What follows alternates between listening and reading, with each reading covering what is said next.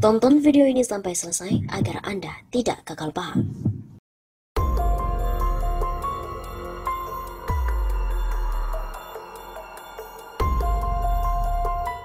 Pengamat sebut Jokowi selalu gagal dalam permainan politiknya. Akademisi Rocky Gerung blak-blakan prediksi juru bicara Presiden Fajrul Rahman yang akan segera diperintahkan Jokowi untuk meninggalkan tanah air. Hal tersebut diungkap oleh pengamat sosial dan politik dalam sebuah video yang diunggah di kanal YouTube Rocky Gerung Official. Sebab menurut Rocky Gerung, Fajrul Rahman telah melontarkan pernyataan yang dinilai keliru dan tidak menunjukkan sebuah poin penting. Pak Jokowi harus segera suruh Fajrul Rahman berkemas supaya pergi menjadi dubes. Jelas Rocky Gerung dikutip dari redaksi pada Kamis 30 September yang lalu. Selama jadi jubir Presiden, Fajrul Rahman ngocehnya selalu salah melulu. Dia itu selalu berbicara tanpa poin. Menurut Rocky Gerung, Fajrul Rahman mestinya memahami efek buruk dari rencana pemindahan ASN KPK ke ASN Polri. Fajrul Rahman harus mengerti jika keinginan Jokowi soal pemindahan ASN KPK ke ASN Polri itu justru merusak reputasi Polri.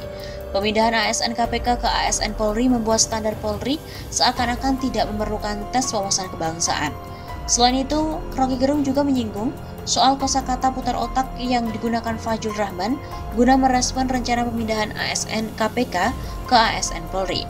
Fajrul Rahman bilang Pak Jokowi putar otak lindungi Novel Baswedan. Istilah putar otak itu termasuk istilah yang kacau.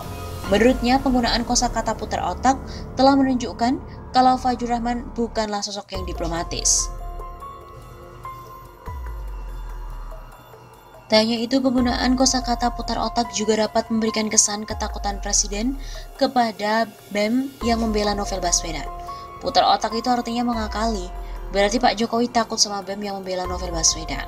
Terlepas dari itu semua, menurutnya, Presiden ingin menjadikan momen tersebut sebagai ajang permainan politik. Pak Jokowi ini hanya ingin bermain politik, tapi selalu gagal dalam permainan politiknya. Begitu jelas Rocky Gerung.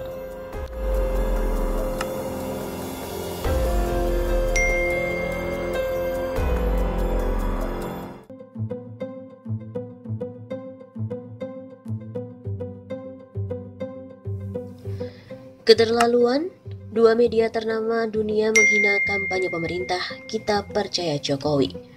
The Guardian memang keterlaluan. Media Inggris berumur 2 abad itu bikin headline, Struggling for work and food, Indonesia's poorest suffer as COVID crisis deepens. Berjuang untuk pekerjaan dan makanan, orang-orang miskin di Indonesia menderita saat krisis COVID semakin dalam. Dengan Reuters, media ternama juga sama saja. Media berumur 170 tahun itu menuliskan, Don't get sick, Indonesia's poor miss out on COVID care. Dua judul itu jelas menghina kampanye pemerintah, yaitu dengan tagar Kita Percaya Jokowi. Saya lihat pusat gempa kampanye itu dari kantor staf presiden. The Guardian dan juga Reuters seolah tutup mata atas kehebatan pidato Winter is Coming dari Jokowi yang dipuji oleh IMF dan juga World Bank. Tak usah membelokkan opini menjadi Death is Coming. Jangan bikin pusing, agar apa kita itu tidak tahu kalau kepala KSP lagi sibuk mengurusi skandal ivermectin yang dibelejeti oleh ICW. Jangan ganggu bisnis gurih semasa pandemi. ICW juga tidak usah aneh-aneh, skandal tidak usah dibuka-buka. Serahkan saja kepada akang pendiri yang tokohnya itu anti korupsi, yaitu Menteri Koperasi dan UKM Teten Mas Duki. Pasti semua beres. Tulis dan ungkaplah sesuatu yang menguatkan imun, seperti IPO Bukalapak kebanjiran peminat, seperti Forbes Bukalapak raih 1,5 miliar US dollar atau 21 triliun rupiah, supaya presiden itu bisa pamer bahwa Indonesia sebagai negara terbanyak unicornnya di Asia Tenggara. Tulis besar-besar, valuasi GoTo tembus 572,9 triliun rupiah. Tulis juga headline dan buatkan grafis, Jokowi membawa Indonesia diperhitungkan dunia. Jokowi membangun ekonomi Indonesia. Jokowi membangun Indonesia. Berbakat juga saya ini jadi pendengung pemerintah.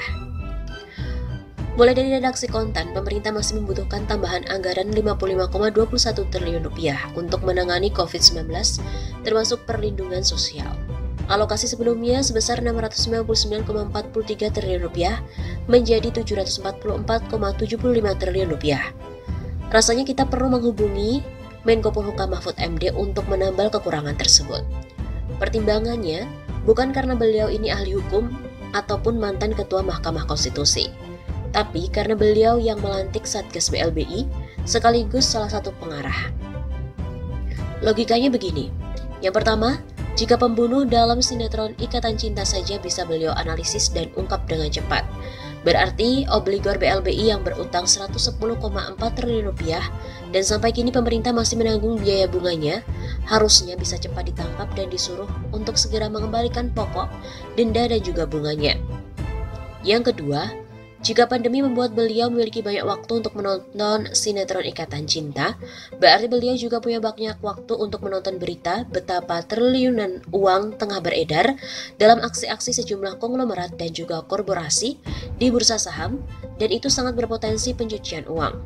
Pun bukan tidak mungkin ada pakaian kotor dari dana BLBI di dalamnya. Kemudian yang ketiga, jika beliau bisa mengulas alat bukti pidana sesuai pasal 184 KUHAP dalam peristiwa pembunuhan di sinetron Ikatan Cinta, seharusnya beliau juga bisa untuk mengarahkan pokja pelacakan Satgas BLBI yang ada di dalamnya, terdapat PIN dan juga PPATK untuk melacak dan menelusuri data debitur atau obligor, jaminan, harta kekayaan lain yang siapa tahu mau dicuci lewat bursa saham. Simpel dan masuk akal logika saya kan? Tidak perlu jadi dekan Fakultas Ekonomi dan Bisnis serta menjadi rektor UI semacam Ari Kunchoro untuk berlogika seperti itu. Yang mana malah ujungnya nanti diribetkan harus kasih hadiah jabatan komisaris Bank BUMN. Amanat dari TAP MPR nomor 10/MPR/2001 jelas melakukan tindakan yang tegas terhadap para pelaku yang terbukti secara hukum terlibat dalam kasus penyimpangan BLBI. Bisa dikejar hingga ahli waris dan pihak-pihak lain yang bekerja sama. Hal itu tertulis dalam Kepres nomor 6 tahun 2021 tentang Satgas BLBI. Audit BPK tahun 2006 juga ada. Data dan dokumen 22 obligor nakal di Satgas BLBI ada. Semakin lama ditangkap, semakin leluasa mereka putar-putar aset, salah satunya pencucian uang lewat bursa termasuk lewat IPO. Gejalanya pun nyata, menggunakan perusahaan rugi, belum lama berdiri, skala tidak terlalu besar agar mudah dimainkan volatilitasnya, menggunakan banyak proksi, menyelubungkan dengan perusahaan cangkang supaya pengendali sesungguhnya juga tersembunyi. Publikasi gencar untuk memikat publik dan seolah perusahaannya memiliki reputasi bagus. Menggait pejabat negara untuk memuluskan regulasi dan lobi, kemudian ada upaya pengakalan pajak.